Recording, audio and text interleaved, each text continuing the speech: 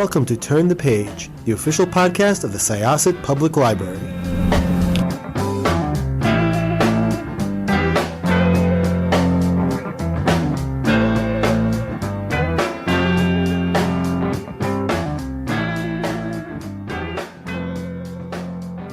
Welcome to Syosset Library's Turn the Page podcast. I am your host, Jessica, and I am here with the author, Victoria Koops, who wrote this really awesome YA romance book, which involves Dungeons and Dragons and nerdy teens, and it is wonderful. So welcome to Turn the Page, Victoria. Yeah, thank you so much, Jessica, for having me on. I'm really excited to be here. I'm really excited to have you. So first of all, I must say I adored this book. It was so cute. I, as a late to life D&D player, I'm always happy to see Dungeons and Dragons being used in literature now. Like I said, I came to it quite late, and I probably would have benefited from it a lot when I was the same age as Art and Darcy. And there's just so much about it. But why don't you tell us in your words what this book is about and just sort of who the characters are? For sure. Thank you. So my book is about two super geeky, nerdy teenagers, Darcy and Art, and they are both into D&D and they use D&D for different purposes in their own stories. But the kind of overall is that they escape into D&D, use it as a way to explore their identities and then practice the type of heroes they want to be in real life. And so the story is told through three different points of view. You get like a very traditional, typical YA setup where you have the girl, the boy, and it alternates between their two perspectives. But then the unique part about who we are in real life is that they also play in a D&D campaign together, and that has its own point of view in the novel. So it's sort of like you get three for one because you get a third fantasy setting shoved in there that parallels their real life dramas and conflicts and heartbreaks and all the angst that comes with adolescence. And the story kind of plot is about moving to a small town, rural community that is fairly conservative, and Darcy's family has moved. They are a queer family. Darcy's bisexual. She's got two moms, and the one mother is the new town doctor. And so that brings conflict with it. And then on the other side of that, Art has grown up in this small town and is from a conservative family who's fairly homophobic, and so him and Darcy bond over their love of D&D and they start to develop feelings for each other, and then as you can imagine things become complicated. So the story overall is about exploring identity through D&D, and it's super geeky and nerdy and very, very queer. And it's adorable. And I Aw. have to say, it's so cute. It's so cute. And it explores a lot of things in a very realistic way. And I think that's something that we don't see a lot. You know, you do have the fantasy plot, and it's fun to sort of pick out while that's developing sort of where both Darcy and Art are in real life.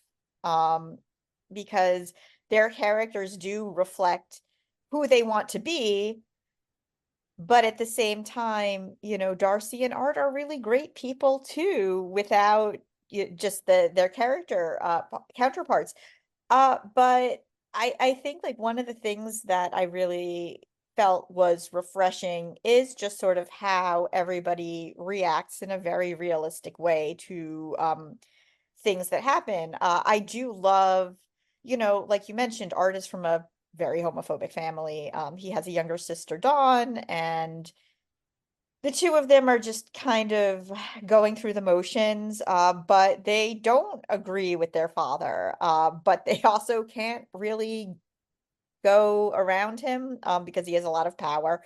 And it felt very true to life how somebody who is from a generation who, yeah, you're growing up in this household, but you're also aware of the world and you're also empathetic, might react to being put in a position where you do have to come into conflict with that eventually, because that is a universal truth of growing up. Because if that never happened, we would never have seen any progress anywhere. So, I really liked that. And I really, the other thing was, Darcy's relationship with her moms is, again, very real and very raw. Obviously, she doesn't want to move from a place that is a lot more open to a place where she is the girl with the lesbian moms. Uh, because that's what everybody wants to be known as. But she also has this other relationship who was not particularly healthy. And again, this is just sort of coming into the whole tone of how, like, oh, we really do want to see our YA protagonists be like the ones who are like doing what's right all the time, but that's just not how things always work. It's very messy, but you're Mhm. still rooting for Darcy and Art to figure it all out. Was it really difficult to kind of craft the path they were going to take, and how did weaving the fantasy world work into it? Okay, those are really good questions. So for Darcy and Art, crafting their story wasn't challenging at all. I always felt like I really had a clear understanding of who they were as characters in real life. Their characters just were very strong, and I think that comes through in the novel. I did struggle a little bit with thinking they might be too angsty because they're 16-year-olds, right? And they are really messy young But individuals. But that's good. That's I think so good too. because we want messy. I think that's another thing. Eh, I remember very clearly being 16, and I was cringe and I was angsty and I was messy and awkward, and I don't think we get enough of that sometimes in our YA. So props to you. Thank you. Okay, so then what actually helped me realize, oh geez, teenagers can be so awesome and powerful and moving and amazing, amazing young people. In fact, like the entire QSA, Queer Straight Alliance, that's featured in this story was really inspired by students of mine. But what that kind of gives away my reveal here. My kind of my checks and balances is that I work as a school counselor. So I'm a school social worker in my day job. And I love working with teenagers, but the teenage brain is not fully developed yet. And teens make mistakes, even the most well intentioned, progressive, inclusive, warm, amazing, amazing, like all the kids that I would want to write stories about because they have main character energy are still out there making mistakes because they're teenagers. And you know what? 35-year-olds, 40-year-olds, 50-year-olds are going to get annoyed with them because they are like juveniles still. They're adolescent, and that's the point of those teen years, is to make those mistakes, learn from them, let your brain develop and become the person that you want to be in real life. And so whenever I thought that Darcy, particularly Darcy, because she's got a lot of like sass and snark, I could see how people would get annoyed with her, or she would be like really angsty and really over the top dramatic about her responses to things. I used to go, "Ooh, like is that too cringe?" But then I would encounter something in my day job and just think, no, no, teenagers are having big feelings about big things. They're living through those waves of emotion, and they are making mistakes that would make, me as an adult think, "Ooh, that probably wasn't the best call," or "Hey, not very cool of you." But I really wanted that to be authentic in Darcy and Art's real life, and it was always there. To answer the second part of your question, the challenge actually was writing the game chapters, the D&D inspired fantasy chapters, because I really struggled with the voice and the tone and how to balance, like, mirroring the main plot. I always knew I wanted there to be elements that either were inspired by what Darcy and Art are going through in real life, or something that they kind of tackle in the game and then they pull into their real life, use it the other way to inspire them to take action in real life. And so I always wanted there to be like this mirroring balance between the two, but to pick out when those moments would be, which were the important plot points to hit, to even choose which, like, point of view to write in, was really, really difficult. And so that probably was the hardest part of writing the book. And I definitely was cursing myself for deciding to put a third point of view in this first, like, my debut novel, because it was just really challenging. But I had a really great editor. My editor at Groundwood, her name's Emma. She, chef's kiss. Like, she helped me so much, really just elevate that entire section of the book. And it's actually now probably my favorite section. It's the one I get the most frequent compliments on. And I've never thought of myself as a fantasy writer, so that was kind of cool to be able to interact with that element of my writing style too. So yeah, those are the answers. Did you have a favorite character and a favorite side character, or did you love all of your children equally? Oh boy, that's a that's a good question. I think I really love Darcy. I love them all. I love all of them for various reasons. If I had to pick one, Darcy is who I wanted to be in high school. She, like I said, she's feisty, she's got a lot of bite, she's an advocate, she's strong. She's also over the top and dramatic, and those are all qualities I share with her. She's a lot edgier than I was in high school. I really wanted to be edgy like that, but I came from a conservative church background. And so I didn't ever feel like I had the permission to be kind of an alt e-girl vibe, which is definitely who I wanted to be and still want to be. I think that Darcy felt very healing for my inner child in that regard, because I got to play with those elements of my own identity. As for background characters, I can't really pick one. I think it would be a tie between two. I really love Art's sister Dawn. She is almost, I can't say she's a carbon copy, but she's really inspired by my own youngest sister, right down to the fact that she calls out her older brother because my baby sister is like that, and it's good and healing for all of us. So Dawn is very much inspired by my youngest sister, and she's really near and dear to my heart for that. I love that she is kind of an unassuming background character until she's not, and then she's really powerful. I think if I were to ever write a sequel, I think Dawn would feature really strongly in a sequel for this book. And then my second kind of tied for favorite that I just was an unexpected character that I fell in love with was Wyatt Sear. So Wyatt is a two-spirit indigenous character who, just when Emma was asking me to kind of beef up my QSA plot line, she helped me really spend time thinking about, okay, who are the characters that are already queer in this small town? Where are they?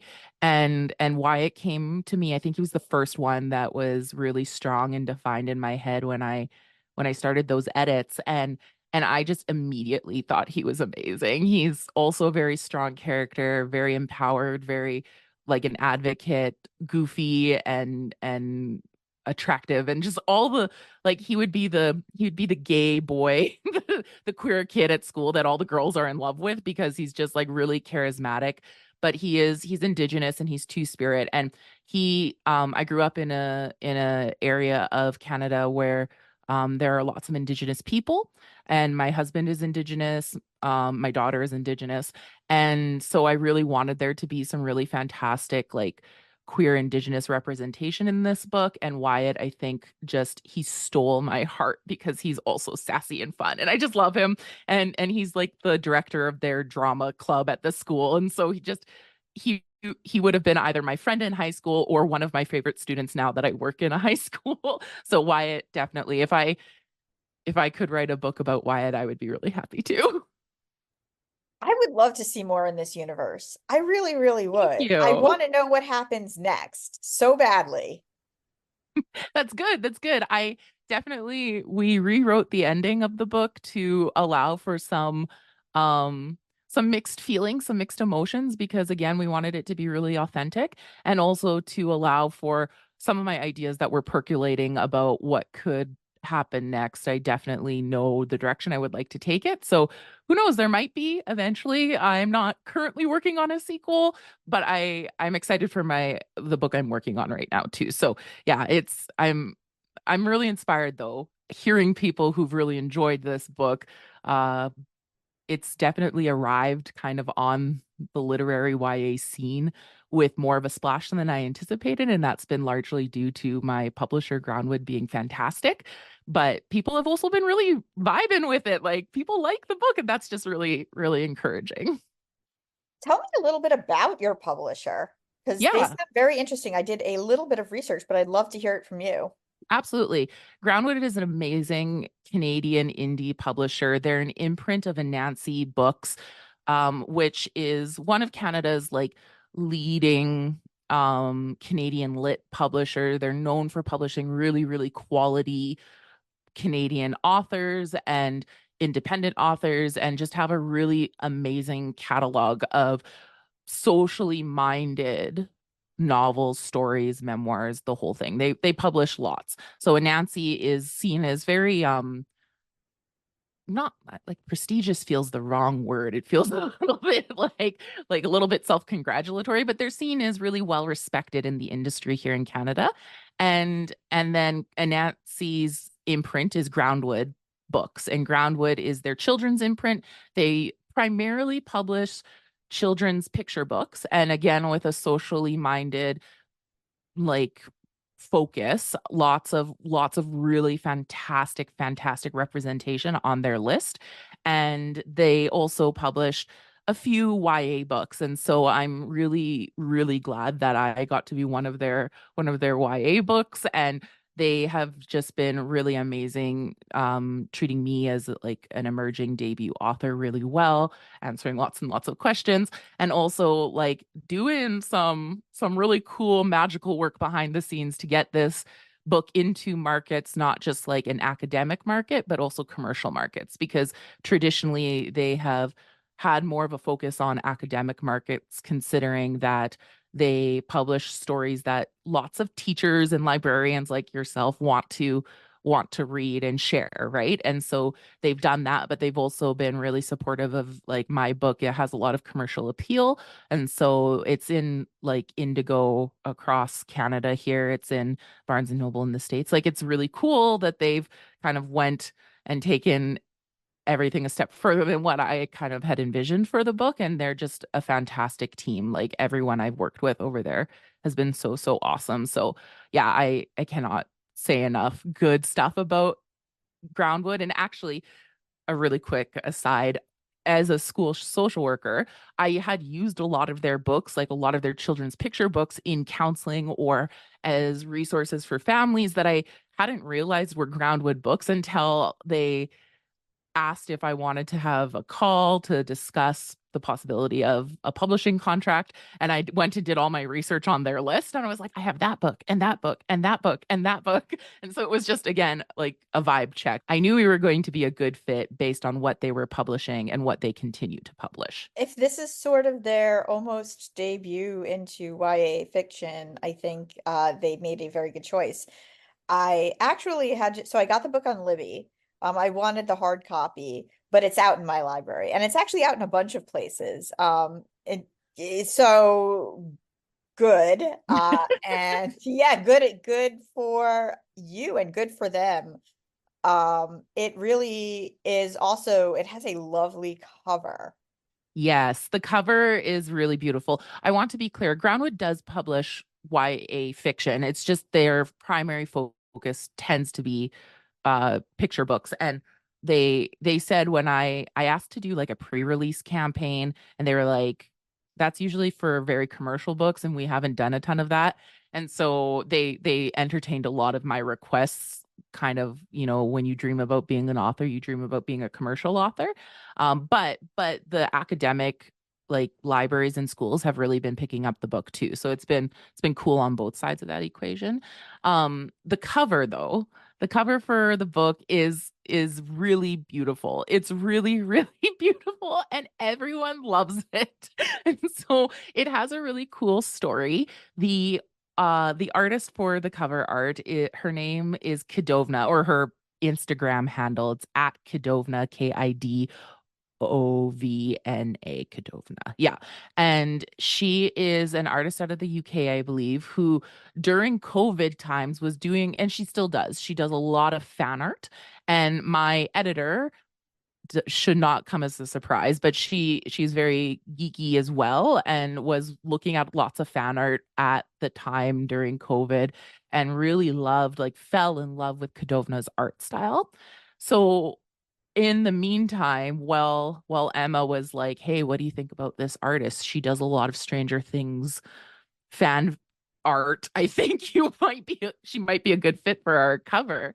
Kadovna, like, was selected as one of the artists to do a guest chapter for Heartstopper, the, like, huge, huge queer graphic novel sensation that has taken over, like QSAs across the world, and also Netflix. And right. So it felt really cool when we approached Kadovna. She was just, think she had just kind of gotten selected to do that chapter, and she said yes to doing the cover art for my book.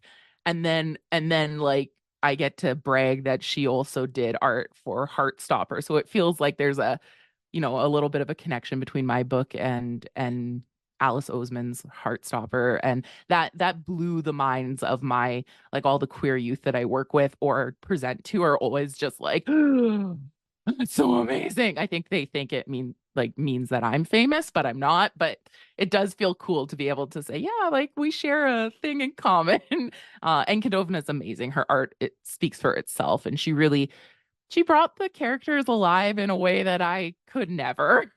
Yeah, I are you going to, I mean, not necessarily in this universe, are you working on something else, or are you just kind of letting this settle at the moment? Yeah, I'm working on something else. I'm really ambitious. And my next goal is to pursue an agent. I'm going to try agenting. I did this one with the support of a network of really amazing, talented Canadian authors, like Marilyn Simons, my mentor, who put me in contact with people at Groundwood. So there was lots of networking, but it was unagented. And so the next goal is to get an agent. I want to be writing as, like, my full-time career, and I have lots of stories to tell. Many of them are very geeky and socially minded. And the next one I'm really excited about. I don't want to talk too much about it because it's kind of one of those things that you keep close to your chest until it's time to share. But it's not in this universe. I mean, it could be, actually, it probably is in the same universe, but it's like it's not the same characters. It's like totally not related. I think I may have written a very indulgent scene that featured Darcy and Art, like, walking by in the background. And one of my writing friends was like, "Why are you focusing so much on these two background characters?" And I was like, "Oh, that's because they're from my other book." And I think I cut it. So um it is very loosely in the same universe, but I'm just really excited about writing it. And that's the summer's goal, is to finish it up and get it ready for submission, and then start submitting it to agents. So if you know any agents out there, I'm looking for for some representation, please. Well, thank you so much. The book is out already, obviously, because it is on my library shelves and in Libby, and obviously Barnes and Noble. Check out Who We Are in Real Life. Oh, how did you get into Dungeons and Dragons? That is something I wanted to ask. Yeah, for sure. I've been playing Dungeons and Dragons for as long as I can remember. My dad had three daughters and was like, I'm going to show you all nerdy Batman things and gargoyles. And we did get to watch Sailor Moon. That was our like anime of choice. So we were in geekdom and fandom before there were even words to really describe that. And my dad was playing in like weekly D&D games, and me and my middle sister used to just beg him, just beg and beg and beg until he finally caved and ran us a one shot. I think I was like 6 or 7, and my younger sister was like 4 or 5. We were just babies, and we had so much fun. That kind of started like the fascination with RPGs and role playing or and D&D specifically. And then as I aged, I became a library programmer while I was studying in university. And so I did that for 3 4 years. And during that time I ran games like D&D games because we were noticing that a lot of our programming was catering to like women and femme presenting people, but there wasn't a whole lot of interaction with our programming from like mask or male like patrons. And so I said, you know what? I think I have something that'll bring in the nerds. I mean, guys. And it did. And so I was running like 4 D&D games a week sort of idea for like a year and a half. And that was when I started working on this book because I was like living, breathing, eating, sleeping D&D all the time, and I know a lot about it, and I thought, "Hey, this would be a really great way to explore teenagers and adolescent identity and all those things, coming of age stories." So, yeah, I've known D&D for a long, long time, and I'm a DM still. Like I currently run a game for my friends. Uh so I yeah, it's like it's a part of me and one of my biggest passions slash hobbies. Thank you so much. So this was Jessica with Syosset Libraries Turn the Page podcast. Our guest today was, Victoria Koops. and we are going to close this chapter. It's time to close this chapter of Turn the Page. Join us for the next episode.